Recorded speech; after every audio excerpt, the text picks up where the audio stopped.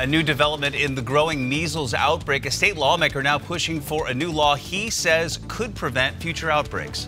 A driver hitting a 10-year-old Olympia boy and then takes off. How that boy's doing this morning, and also what we know about the search for who was behind the wheel.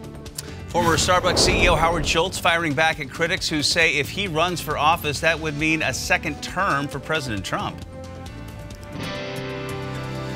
This is Q13 News This Morning. Just about 5 a.m. on this Tuesday. Good morning. Thanks for joining us. I'm Liz DeWicki. I'm Bill Wixie. Let's check in now with Tim Joyce and look outside. Yeah, beautiful clear skies, but it is pretty cold out there in a lot of locations, so you want to watch out for that. 34 degrees currently at Boeing Field, and we're going to go a little bit cooler before the morning is over. And yeah, a lot of clear skies out there, so it is pretty beautiful, but it's also very frosty in a lot of locations. Winds just a little bit too strong at the moment to really prevent any morning fog from forming at this point, but we'll see some forming in some patchy, dense pockets. But we're nice and dry as far as the radar goes. And temperatures, though, those are the things we're worried about this morning. 27 in Olympia. We're in the 20s in Shelton. Areas around the Strait of Juan de Fuca. Areas around Tacoma. So a hat, gloves, warm jacket all come in really handy with those sunglasses you'll need towards the afternoon. Sunrise happening at 7:39. Adam, how are the roads? Well, how about it? Let's talk about this for just a second and have drivers trying to make their way, trying to get into the Everett area. US 2, I-5 in past US 2. That's going to be just about a fine place to be right about now. Not a whole lot to really hold us back. Some of the outlying areas potentially seeing some fog, some patchy fog that might turn into frosty fog or some frozen roadways. Puyallup, northbound on the Valley Freeway, heading out in towards Puyallup and in towards Pacific. You're going to find just a tiny little bit of a jam. 405 right through the Renton Curves. We check in all right. I-5 just reasonable, and floating bridge decks. No real hesitations quite yet. The Soto area, 1st, 4th, 6th Avenues, Airport Way, all still in pretty decent condition. And out of the north, we've seen South 5 and South 405. No major slowups for us quite yet. Liz, Bill, back over to you. Washington remains under a state of emergency this morning as measles cases here just continue to grow. 25 of those people are 10 years old or younger. At least 31 of those 36 people confirmed with measles were not vaccinated. And as John Hopperstad tells us this morning, this could lead to a big change in the law. John? Yeah, take a look. There are now 35 confirmed cases here in Clark County and one in King County. Right now, parents can opt out of vaccinations for their kids, but one lawmaker, as you mentioned, in our state trying to change that rule this morning. He's introduced a bill that, if passed, would take personal exemptions off the table for families who send their kids to public school. Now, right now, the bill is only targeting measles, and it would still allow medical exemptions. There are 18 states, only 18 now, that still allow personal exemptions. So we're by far in the minority. Many state courts have weighed in that the right to practice religion or the right to choose does not include the liberty to expose a community or a child to a disease.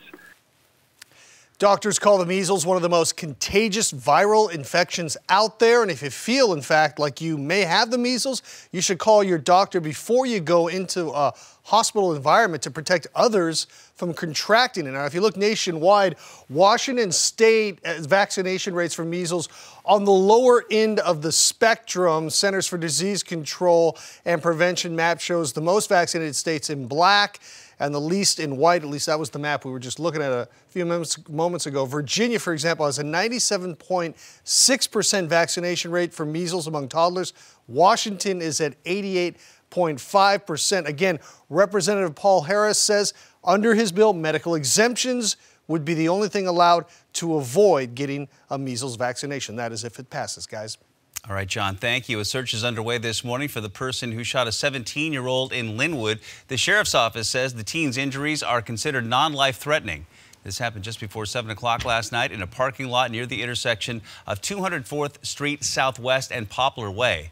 Deputies believe the shooting happened after some kind of altercation. Troopers still searching for a driver who hit a 10-year-old boy Sunday night in Olympia. That boy was walking north on US 101 near Oyster Bay Road when a minivan hit him. Here's a look at the area where this happened. Troopers say they found the minivan yesterday abandoned on a gravel road, but still haven't found the driver. We're told the 10-year-old boy is in critical condition at a hospital in Seattle right now. 5:02 right now. The man who allegedly killed his girlfriend in South Hill early yesterday morning has been captured. Deputies say he shot her in a home on 71st Avenue East, then took off in a stolen van from a business in Puyallup. He was found trying to illegally cross the border into British Columbia. Meanwhile, this morning, former Starbucks CEO Howard Schultz is on his way back to Seattle this week. A tour for his new book stops here Thursday night. Meanwhile, though, people around the country reacting to his announcement that he's considering a run for president as an independent. Last night in New York, a protester actually interrupted Schultz at an event promoting his new book. Take a listen.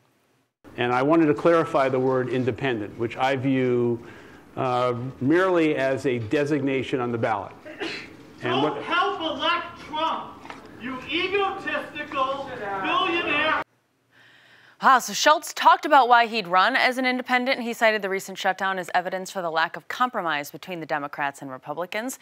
He says he wants to give the American people another choice that he feels could lead to a season of renewal. Many Democrats believe Schultz would split the anti-Trump vote and make it much easier for President Trump to win re-election. Let me go back to what I said earlier. Nobody wants to see Donald Trump removed from office more than me. If I decide to run for president as an independent, I will believe and have the conviction and the courage to believe that I can win. Now, an independent has never won the presidency in America. One expert says it's unlikely Schultz could become the first.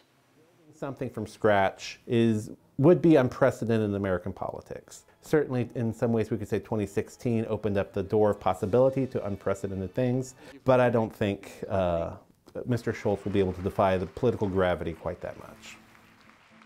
Schultz argues that even though a third-party candidate has never won, a majority of the electorate is exhausted with politics. State Route 99 tunnel project, getting that thing opened on schedule. According to WashDOT, it is set to open in 6 days on Monday, February 4th. So a look at the path of the new tunnel, which will connect Seattle Centers to the stadiums. It'll be 2 miles long, and you can see it there in yellow. And later this morning, we're expecting to get another look at the progress being made on that tunnel. WashDOT officials will give us a better understanding of how people can get around when the new tunnel opens up. This is what we know right now. This week, crews are working on new southbound off-ramps to South Royal Brougham Way and the new northbound off-ramp to South Dearborn. Also, work is wrapping up on the North Portal. This weekend, you'll get a chance to say goodbye to the now closed Alaskan Way Viaduct for good and see the first get your first look at the new tunnel. There will be an 8K fun run on the viaduct, an official ribbon cutting, and the opportunity to both bike and walk through the new tunnel. So far, more than 100,000 people have signed up to participate in these events. A verdict could come today in the civil trial over the deadly Ride the Ducks crash. Plaintiffs claiming Ride the Ducks neglected to maintain its boats properly before it lost control and crashed into a charter bus carrying North Seattle College students on the Aurora Bridge in Seattle back in 2015. 5 students were killed, dozens more injured. Ride the Ducks says it did everything in its power to keep their boats well maintained. This morning, the Snohomish County Council unanimously voting to file a lawsuit against Purdue Pharma and other drug makers. Several cities and counties across Washington already launching similar lawsuits against Purdue Pharma, the company behind OxyContin. The lawsuit claims the company recklessly oversold the drugs and did not properly warn doctors about how addictive opioids could really be. The Snohomish County Sheriff says 1 out of every 3 inmates booked into their jail has an opioid addiction and has to be watched for signs of withdrawal. To celebrate its 65th anniversary, Dick's Drive-In is rolling back prices today on its famous burgers to 19 cents. 19 cents for a burger. That is the same price that they were sold at back in 1954, and this is offered at all Dick's locations through the end of the day. They just opened up their 7th location in December in Kent, and all 7 locations are going to have long lines. We're offering up 19-cent burgers. Oh, yeah. Beat that, that's for sure. You get a whole meal, you just throw down a buck. That's right. It'll probably be extra for the deluxe, though. You got to get the deluxe. You just have to. You do. I do. I'm Even if that's going to cost you 3 times as much? Maybe. And a milkshake. Good question. Absolutely. Got to wash it down. Speaking of Seattle weather history, on this date in 1929, Seattle got 7 inches of snow. So, wow. Yeah, pretty amazing. And it was like 3 weeks cold after that. There's a really cool photo I just retweeted of folks playing ice hockey on Lake Union. So speaking of Lake Union, let's take a look at Lake Union this morning. Yeah, it's cold, but it's not quite 19 19, 29 cold. We are just seeing temperatures right now in the 30s at SeaTac right now, but some places are in the 20s, upper 20s.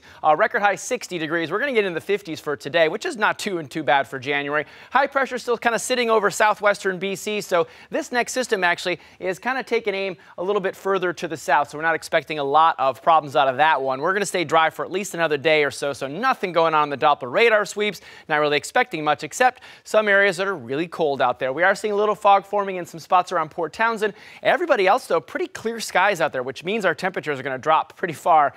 27 Port Townsend, 25 around JBLM and areas around Tacoma. And the winds just a little too strong to see any fog forming, at least just yet. I think we will see some before the morning is over. So overall today, looking at some sunny afternoon conditions, temperatures mostly mid to low end of the 50s for most of us. A couple spots in the upper end of the 40s. Same story down to the south. Olympia Lacey probably about 49, about 51 towards Tacoma and Federal Way. And up towards the north, a lot of spots in the upper 40s and some low 50s. Again, about 48 is typical for this time of the year. And if you like this weather pattern, we've got it for a little while longer. I expect to see a little more into the increased cloud variety getting into Wednesday. Temperatures, though, still in the low 50s for highs. And then Thursday, probably a pretty cloudy day. I think the rain will actually hold off until the afternoon or evening commute. So Thursday morning looking pretty good, and it will help improve vastly our overnight lows in the mid-40s instead of, for some folks, in the mid-20s. As we get into Friday, that'll probably be our wettest day of the week. Not a real soaker, not all that stormy, just definitely some normal northwest winter rain. Getting into Saturday, that actually is Groundhog Day, which actually marks the halfway point between the winter solstice and the spring equinox. And if this little rodent supposedly does not see his shadow, which doesn't look likely at this point, supposedly it means an early spring. Guys, back over to you. Well, let's take a look at what's happening here on 405, moving into the 44th area. This is going to be closer in towards about the Kennydale area. Got one lonely little disabled vehicle off to the shoulder there that folks are able to wiggle by, and this gives us that slightly heavier start for drivers moving in through the Kennydale and Newcastle areas. But aside from that, we're off to one of those easy starts. Not a whole lot to hold us back in through Tacoma. The Valley Freeway has that rolling slowdown out of Puyallup and towards Pacific. Northbound on I-5, still in decent shape in through Federal Way, and that's 33 minutes Tacoma into Seattle. We'll find that delays on northbound 405, like I say, don't really take much of a hold at this point. You're moving at 18 minutes. SeaTac into Bellevue, SeaTac into Seattle, much the same, 18 minutes. Moving in through the SoDo areas, 1st, 4th, 6th Avenues, Airport Way, all checking in pretty healthy so far. Not a whole lot to really hold us back on I-5 or 405 getting out of the north as of yet either right now. This all starts out really quite light, 32 minutes. Everett into Seattle, Everett into Bellevue at 32 minutes. US 2, southbound 9, all starting out reasonable in through the north end. It's southbound I-5, Marysville into Everett, liking what we're finding here. State ferries are on time. Sounder Rail checks in on time, and our mountain passes, Stevens, Snoqualmie, White Pass, all no restrictions. Liz and Bill, back over to you. Democratic presidential contender Kamala Harris is taking questions at a town hall and raising eyebrows with her answer on how she would overhaul America's healthcare system. Also, local businesses taking a hit during this viaduct closure, why the owner of an antique store says 4 decades of running his business may come to an end. This morning, 5 officers in Houston, Texas are recovering after a shootout during a drug raid yesterday. Yeah, 2 officers listed in critical condition. 3 are stable right now. Police say it started when the officers tried to serve a search warrant at a suspected drug house where black tar heroin was being sold. The suspects were killed after firing at the officers. They were found dead after SWAT operators used 2 different robots to enter that house. Roger Stone, the former advisor to President Donald Trump, is expected to appear in court today. Stone facing 7 serious charges, including lying to Congress and obstructing an ongoing investigation into possible links between Russia and the Trump campaign. He's expected to plead not guilty. Democratic Senator Kamala Harris calling for an end to all private health insurance during a live town hall in Iowa last night. Harris officially announced her candidacy for president last week. During the town hall, she also expressed her full support for debt-free college and criminal justice reform and Medicare for all. We have to appreciate and understand that access to health care should not be thought of as a privilege. It should be understood to be a right. It should be understood to be something that all people should be entitled to. And having a So when asked to answer on the controversial topic of President Trump's border wall, Senator Harris said she won't vote to support funding the wall and criticized the president for continuing to push for it. After more than 40 years in business, the end may be near for an antique store near the viaduct. The closure is hurting business, and the owner of says the demolition of the viaduct, could only make things worse. AJ Janival reports. Tucked away among the many tourist destinations along the Seattle waterfront. This is my favorite spot so far. Many visitors just stumble upon it. And as we walked by, we were like, oh, we need to stop there. Most items on sale at the Seattle Antiques Market aren't things you need. I've got my eyes on pins. But what these trinkets do, these are so cool, like makes them 3D, is make a lot of people feel like a kid again, including the owner. It was fun. I didn't feel like I had to go to work. For 40 years, can I beg for this? Ken Eubank sat behind this counter. Alrighty. That's 40 years of sales. 14, 15, and business is great. 40 years of making friends. It was exploratory. They were looking for a brain. How'd they do? And 40 years of listening to the sounds of his store. But there's one sound you can always hear at Eubank's Antique Market his store doesn't make. People hear it. I don't hear it. For the entire time Eubank has been open, he has had one loud neighbor, the Seattle Viaduct. But now Eubank is dealing with a much bigger issue than noise complaints. I don't believe my business is going to survive. When the new State Route 99 tunnel opens, the Alaskan Way Viaduct will be demolished, helping transform Seattle's waterfront. Eubank says not only is he worried shoppers won't stop by during construction, but he's concerned once that construction is complete, just like his trinkets, his building will be an antique. It's so obvious that it needs to be redeveloped. For 40 years, Eubank's store has stayed open 7 days a week, and now it seems that may be coming to an end. They say, you're done, Ken. I say, okay. For Eubank, his employees, and their customers, that means this fountain of youth may be all dried up. Reporting in Seattle, AJ Janival for Q13 News. 5:17 right now. Let's check in with Tim Joyce. Looks like a pretty nice day ahead. Yeah, it's really gorgeous if you don't mind the cold this morning, so definitely want to bundle up in many areas because Boeing Field's one of the warmer places around Puget Sound. We're nice and dry on the radar picture and really not going to see any precipitation until we get towards probably Thursday in the evening. Right at freezing in Forks, 27 in Olympia, so hard freezes in lots of locations. The good news is there's not a lot of widespread fog out there. The wind's just a little bit too strong right now.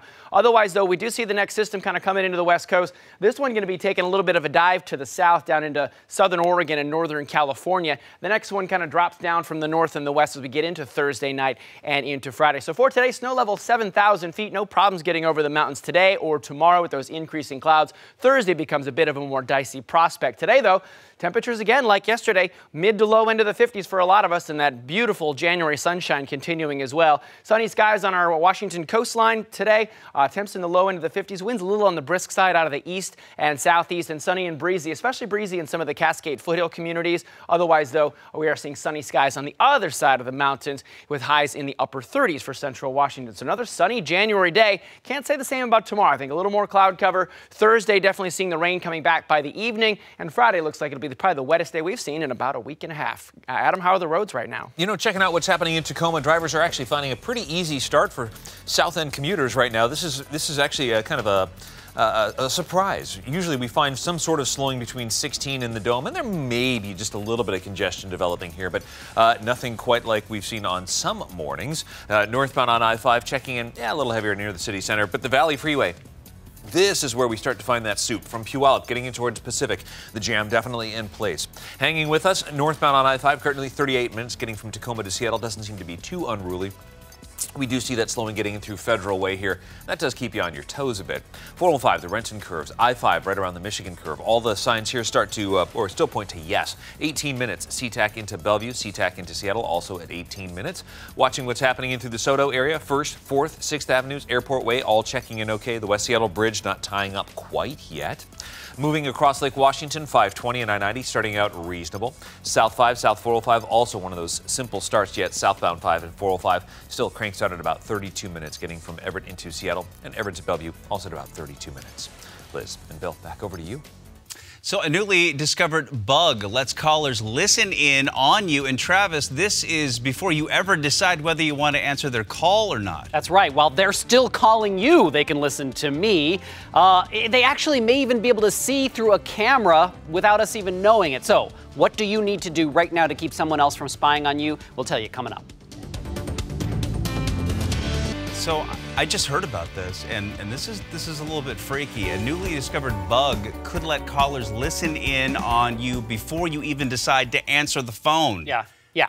This is obviously a concern, and apparently this is only for Apple devices. Yeah. This is a problem. But all Apple devices that have FaceTime on it could be, at risk here. So this was actually first reported yesterday by one of the tech blogs out there. This is the headline in 9 to 5 Mac yesterday. Major iPhone FaceTime bug lets you hear the audio of the person you were calling before they pick up. Social media users immediately got on this. They tried it. Yes, they confirmed it. New York Times has confirmed this. Wall Street Journal, lots of tech reporters. So it's very serious. Apple taking it very serious as well. Now, I'm not going to tell you how to do this. If you really want to figure it out, you can go online and find it. But basically, what this lets you do is call someone using FaceTime. And then before they decide to accept or reject the call, you can actually start listening to them. Additionally, you actually might be able to even access their front-facing camera in some cases and see what that camera is seeing. So the bug believed to impact any Apple device running iOS 12.1 or later. That includes iPhones, iPads, even Macs. So Apple says it knows about this. It is now racing to get a software fix to all of us who use Apple devices, but that's not going to be until later this week. So in the meantime, they've disabled a small part of the FaceTime app, but honestly, the best recommendation, if you have FaceTime, just go into your settings and turn it off until this fix is delivered by Apple. And again, only Apple products. Yeah, at this moment, okay. Yeah. If you have FaceTime running on your Apple product, it's very possible it could allow people to spy on you. Okay, good heads up. Travis, thanks. Liz, over to you. All right, guys, thank you. 5:25 right now. Major construction project on I-5 through Tacoma entering a new phase this week. We'll tell you what you can expect during the morning and evening commutes. Also, salon owners and stylists traveling to Olympia to fight against a bill that some say could push them right out of business. You're going to hear what they told lawmakers at a packed hearing.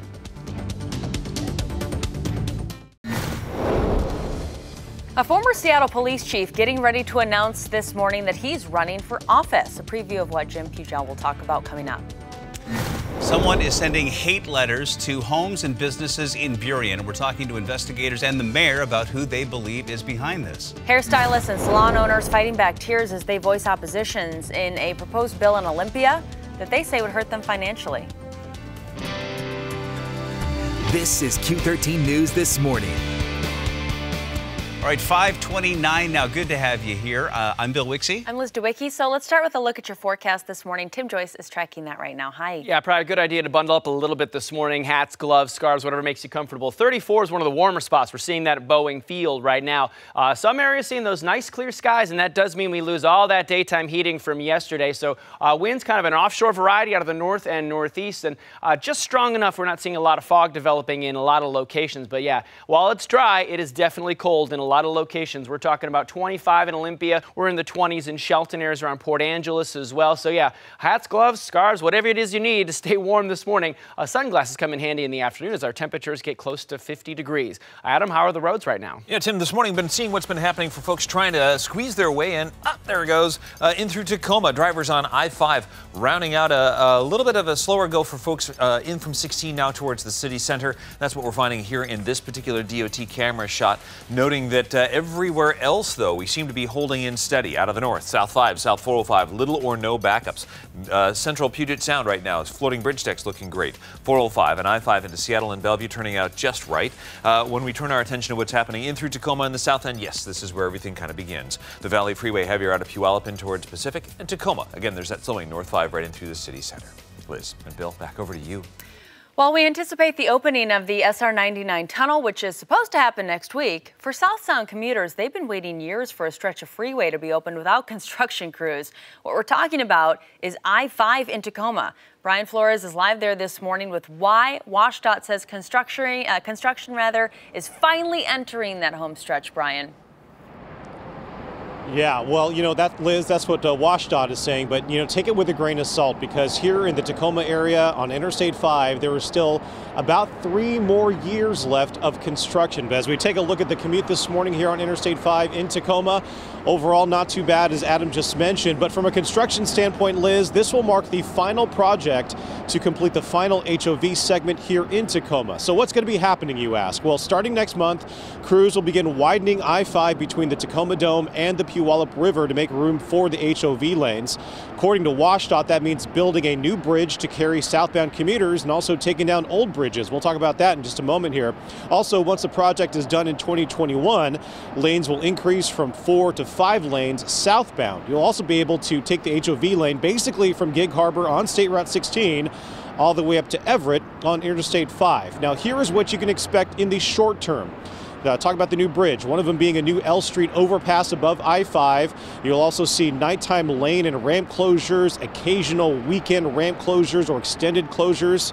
Get ready for that. Also, narrowed lanes and ramps on Interstate 5. Keep that last point in mind, especially if you're driving at night and if you're unfamiliar with the lane configurations. Reportedly, the lanes will narrow from 12 to 11 feet.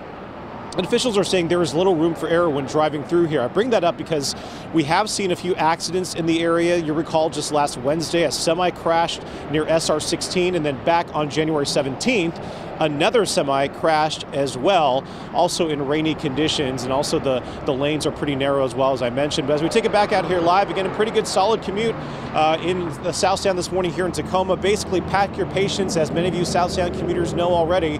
Pack your patience going through here, be careful. And again, construction crews looking at the fall of 2021 when all is said and done. Guys, back over to you. Former Seattle police chief, police reform advocate, and lifelong Seattle resident Jim Pugel will join the campaign for city council. He announced that he will seek position 7 on the city council, which includes the neighborhoods of Pioneer Square, Downtown, Belltown, Queen Anne, Magnolia, and Inner Bay. Incumbent Sally Bagshaw has announced she will not seek re-election. Pugel will formally announce his campaign with a press event at Occidental Square near the Firefighters Memorial at 11 a.m. this morning.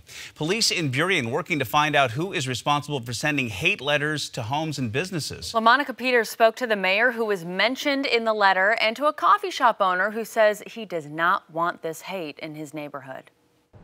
Well, I was concerned about the letter specifically is calling for violence against members of our community. Matthew Winland says he found this letter inside of his coffee shop, Burien Press. It claims to be written by the new Black Panther Party, and it encourages violence against Jews, whites, and police. It asks for black men and women to run for Burien City Council, and it says, we need to make it possible for ICE to deport the aliens because our quality of life is going downhill at a rapid rate. And it also read as something that would be confusing to people and misleading.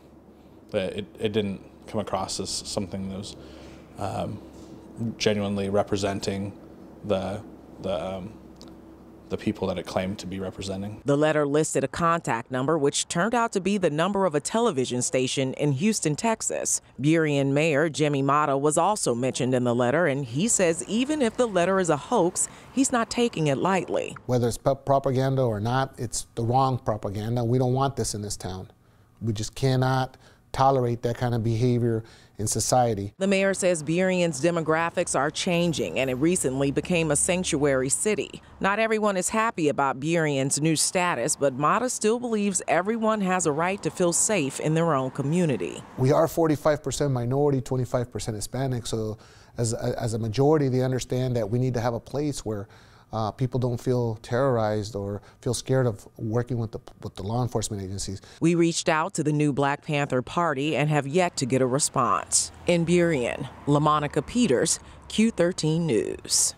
Hairstylists and salon owners from all across the state traveled to Olympia to voice their concerns over a proposed bill they say would unfairly tax their businesses. I was able to own my own salon and work for myself. Come forward. So this public hearing yesterday focused on Senate Bill 5326, and opponents say it would unfairly tax small hair salon owners and independent stylists. and that in its original form would have forced independent stylists from renting booths and being their own bosses. So after public outcry last week, parts of the bill have been changed. Stylists and owners say they want to make sure the bill helps them maintain their financial independence. When I became a sole proprietor, I chose to forego certain employee benefits to rather create my own opportunities that would better serve my community in many, many ways. This model has been most effective for us for the following reason. Being able to fulfill our dreams of being small business owners. Flexible work schedules that work for our families. The ability to support our families. And lastly, not having anyone hold us back from reaching our own goals and dreams. So after hearing the concerns of hairstylist, Senator Karen Kaiser, who proposed the bill, released a statement saying she has already made some revisions to the bill. That includes removing the section banning booth rentals, and says that she will change the scope of the bill to broaden it up to apply to barbers as well. Also happening in Olympia today, a rally to support a bill which would raise the legal age to buy tobacco and vaping products. The bill would raise the age for all tobacco products to 21. Supporters say the bill will protect the community by fining anyone who sells tobacco to teens. The American Heart Association is backing state lawmakers to pass this measure. Opponents argue the bill limits individual freedom. McDonald's, meanwhile, in some hot water right now with animal rights organization PETA after the fast food chain announced a nationwide bacon bash at its participating restaurants. For just an hour today, McDonald's urging its customers to order anything on the menu and add bacon to it for free. So in response, PETA supporters will be protesting at a local McDonald's location. Beginning at 4 p.m., protesters will arrive at the McDonald's on 3rd Avenue in Seattle. They will screen PETA's Bacon in Reverse video and show signs of pigs in transport trucks to urge the public to stop supporting companies like McDonald's. All right, 5:37 right now. Let's get a check of our Tuesday forecast. Tim, how's it looking? It's going to be a beautiful sunrise this morning because not all that much fog out there for today, but you want to bundle up as you head out the door. Show you some live picture from the top of our Capitol Hill camera there. A little string of lights there. That's Interstate 90, and a lot of clear skies out there. 38 degrees currently at SeaTac. The record high 60. We're actually going to be pretty close to that average high, about 49 for most of us out there, probably low 50s for a lot of us. Really nice and dry out there. Can't always say that in January. Won't be able to say that by the end of the week. 42 Friday Harbor. That's the warm spot. A lot of other places are all in the 20s. Winds in most spots just a little bit too strong to see fog forming in most locations, but as they die back, we will see some forming in some spots. But next system that's heading towards the west coast is actually taking a little more of a southerly trajectory down into southern Oregon and northern California. The next one system that's going to hit us is going to be rolling in from the north and the west as we get into, say, Thursday night. So still many more days of some dry weather ahead. Today, freezing levels, the mountains, not a big deal. Talking about 7,000 feet. It does come down towards the pass levels as we get that precipitation by the end of the week. Otherwise today, if we do see some fog, we won't see it by the afternoon. Temperatures for highs today, mid to low end of the 50s. That's a couple degrees above normal for this time of the year. We did make it to 51 officially yesterday at SeaTac. A little brisk on the Washington State coastline there. Easterly winds could be gusts up to maybe 25 to 30 miles an hour. Otherwise, pretty pleasant temperatures. We're talking about mid to low 50s, and also some breezy conditions for some of our Cascade foothill communities as well. Not quite screaming easterlies. There's no wind advisory there, but it's on the breezy side. Otherwise, though, temperatures in the upper 30s with lots of sunshine east of the mountain. So if you like today, you'll probably like tomorrow as well. We will see increasing cloud cover on Wednesday, and I think the raindrops hold off until probably Thursday evening's commute. Otherwise, though, as we look towards the weekend itself, Friday does look like it'll be pretty soggy. Saturday has a chance of some showers, mostly in the morning. And the reason that is a good thing is because supposedly, if the groundhog does not see a shadow, it portends an early spring. Still a chance for some showers on Sunday and the first part of Monday as well. Adam, any trouble spots down in Tacoma? You know, so far, not really. I mean, we see the volume building in through Tacoma. We see the volume building getting out of Puyallup, but I'm not terribly worried about this yet. Here's northbound 167 getting in past 410 through Sumner, Pacific, Algona, kind of that usual race that we find most mornings in place. Northbound on I-5 and on the Valley Freeway. Check that out, right? So when we measure in what's happening Tacoma to Seattle, your number getting up towards 44 minutes, but that's not happening necessarily through Tacoma. A lot of that's happening now in through the Federal Way area where we're seeing that volume just starting to pack in bit by bit. Same goes on the Valley Freeway, moving into Auburn, reaching towards Kent, and eventually into Renton, right? So how do you want your slowing? All at once or kind of in doses? kind of sparsed out across the entire thing, right? Drivers northbound 405, still 18 minutes or so from SeaTac into Bellevue, creeping up to 19 minutes. SeaTac into Bellevue, that race into Seattle northbound I-5 is heavier than normal, earlier than normal, reaching up into the downtown core. Again, we're looking to the viaduct for explanations as to that. Drivers on 1st, 4th, 6th, and Airport Way all checking out just fine through the Soto areas as of yet. Floating bridge decks turn out pretty healthy, and then there's drivers out of the north. South 5, South 405, little or no backups here to be worried about. We'll find 32 minutes Everett into Seattle. Everett into Bellevue also at about 32 minutes. Then we find what's happening on southbound 9 through Snohomish. A little more action. Westbound US 2 stays active across the trestle feeding to I-5 territory. State ferries this morning so far on time. Sounder Rail checking in on time. Our mountain passes. Stevens, Snoqualmie, White Pass, all with no restrictions. Liz and Bill, back over to you. Coming up next, a polar vortex triggering the coldest Arctic outbreak in years. How cold it's going to get today and the impact this could also have on air travel. And later today is your chance to tell lawmakers in Olympia what you think about a plan to go to year-round daylight saving time in our state. Travis explains in 10 minutes.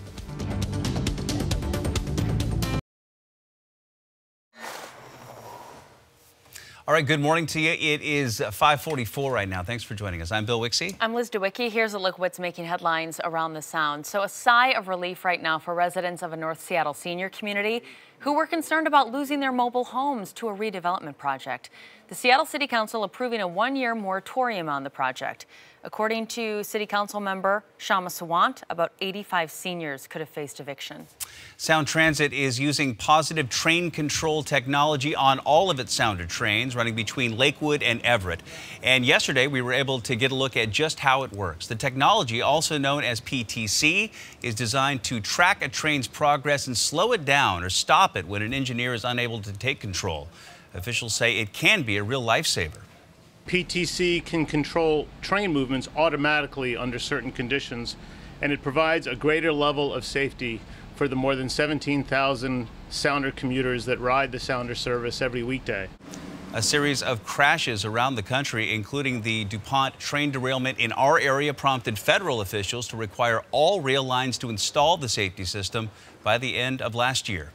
So if you're flying out of SeaTac today, you might want to check the status of your flight before you head to the airport. Yeah, some flights may have already been delayed or even canceled. That's because of extreme snow and below freezing temperatures in the Midwest. Officials have already closed schools and businesses, and forecasters say the next few days are going to get even worse. Temperatures will drop between 20 to 40 degrees below freezing. The governor of Wisconsin even declaring a state of emergency. Even Atlanta is bracing for those frigid temperatures for the Super Bowl. We've made additional investments in equipment to help clean our sidewalks and keep our sidewalks de-iced. At least 2 deaths have already been linked to this week's cold weather as well. So what happens when roads get icy and slick? In Canada, they play highway hockey. Yeah, game on. Typically, this is the sort of thing that parents forbid children from doing, but in this case, it was pretty safe because the road was blocked off by a police car and jammed with vehicles stopped after a 50-car pileup. So nobody was going anyway. So this hockey game was apparently the best way to pass the time until authorities reopened the highway. No one was seriously injured in the pileup, and we hope no one seriously injured in the hockey game, although their passing skills are on point. This actually reminds, I remember a few years ago, it was I-5, but there was an accident somewhere on one of the highways. I-5 was totally backed up, where one of the food trucks that was stuck in traffic actually started serving food to the people on I-5. Why not? That's kind of what that reminds me of. Yeah. I mean, you need a distraction. I'm mostly impressed that the Canadians have just hockey gears just in the car. Just, right. You know. Oh, of course. You never know. You never know. You never know when a Exactly. hockey game's going to break out. It's Speaking of cold temperatures, Arctic blast heading down towards the middle of the country, and the whole eastern 2/3 of the country going to get totally hammered with this. Live in the Windy City, or as some like to call it, Chiberia, because it's going to feel like Siberia there. It is very cold in that area. We're talking about temperatures -1. That's the air temperature, not even the wind chill. With the wind chill, it's probably -20. And so, yeah, what's going on with the weather there? We are going to talk about that cold Arctic blast coming on down from Canada. Right now, we are seeing some weak snow bands moving across the eastern seaboard, but really, it's going to be these Arctic blasts just barreling down through the middle of the country and probably taking those temperatures -60 to -40. Minneapolis, parts of Chicago, Detroit, getting the deep freeze across much of the country. For us, we're positively pleasant. Yes, it's cold here, but it's not going to be that kind of cold. 34 at Boeing Field, one of the warmer spots around town for today. High pressure, the dominant feature in our weather forecast. That's going to keep us nice and dry for at least another day and a half. The next system coming out of the west coast is actually taking more of a southern trajectory, so we're going to see the raindrops staying to the south of us. So no real problems until we get towards Thursday night as far as any precipitation. But yeah, heading out the door, it is really cold out there. Lots of clear skies, but a lot of places seeing some temperatures in the 20s as you head out the door. Highs today will sort of make up for it. We'll end up in the low end of the 50s with that nice sunshine. Rain does come back as we get into late Thursday. Friday looks like the soggiest day out of the next 7. Guys, Adam, over to you. Hey, thanks, Tim. This morning, again, the concerns for drivers trying to make their way on the Valley Freeway, trying to get out of the south end right now. That's one of the heavier points we have to be watching out for. Trying to squeeze out of Puyallup, getting in through the Sumner, Pacific, Algona sides of things. Tacoma also with its little challenge right in through the city center. But that bigger backup really is on the Valley Freeway at this point. Then we see both I-5 and the Valley Freeway from 18 and north, finding that congestion. That's 45 minutes Tacoma into Seattle. Further north than that, you've got the roundouts loading on north on the Valley Freeway, getting in towards Renton. North 405, tougher Renton to Kennydale and Newcastle. That's 29 minutes getting from SeaTac into Bellevue. SeaTac into Seattle right around 27 minutes of commute time. 520 and I-90 also turn out reasonably well, but northbound on First Avenue. Plus also Airport Way seeing a little more action at this point, starting to move through the SoDo areas.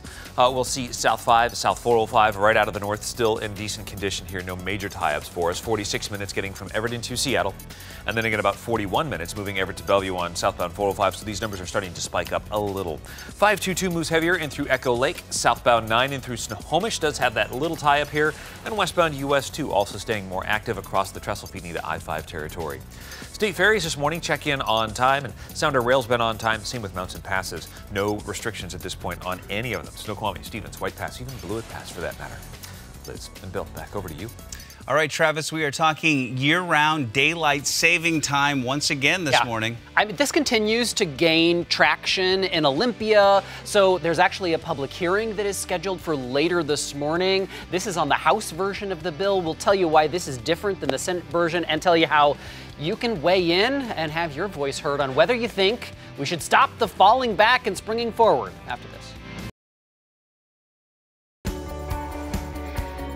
Welcome back. Should Washington end the regular practice of falling back and springing forward each year? Well, today you have a chance to tell lawmakers directly what you think. Yeah, we've talked about this before. Yeah. We've heard you on social media. Now it's your chance to actually tell lawmakers in Olympia. There's a bill that's in the state Senate. We've reported on it. There's a bill that's in the state House. We've reported on that. And they both call for Washington State to go to year-round daylight saving time. So today, 1:30, the House version of this bill is getting a public hearing before the Government and Tribal Relations Committee, which means they're going to listen to you, and they have to.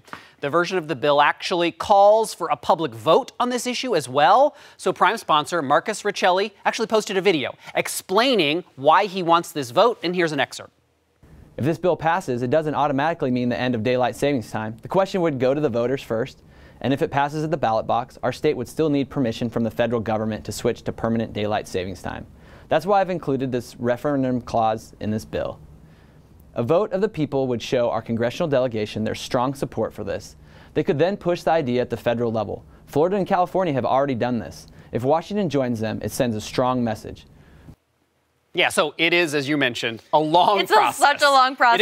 It is, but this is the first sort of step in it, and if you have an opinion about it, today's the day, 1:30, public hearing in Olympia. By the way, the representative there, Mr. Riccelli, he's actually going to join us here in studio tomorrow after he takes public testimony today. So we'll hear what he's hearing from you, and we'll talk more about the path forward and maybe more about the timeline as he sees it. Because if you want this to happen, it's almost like you're like, I don't want to lose another hour of sleep. I want this to, but this sounds like it's going to be, you know, quite some time in the making. Exactly. We still have to wait for a decision from the feds, even if this does pass and it does go to voters here. But the process is moving along. Yeah, which is interesting because we haven't seen this, I don't think, this far in the making. I don't think so either. At this point. All right, Travis, we'll follow it. Thank you. Bill, over to you. All right, coming up in just a few minutes, measles cases now up to 36 in our state, and now a lawmaker is looking to step in to prevent another outbreak from happening here. Also, engineers giving our state a C on the infrastructure report card. We'll tell you what experts say needs to be done to fix this.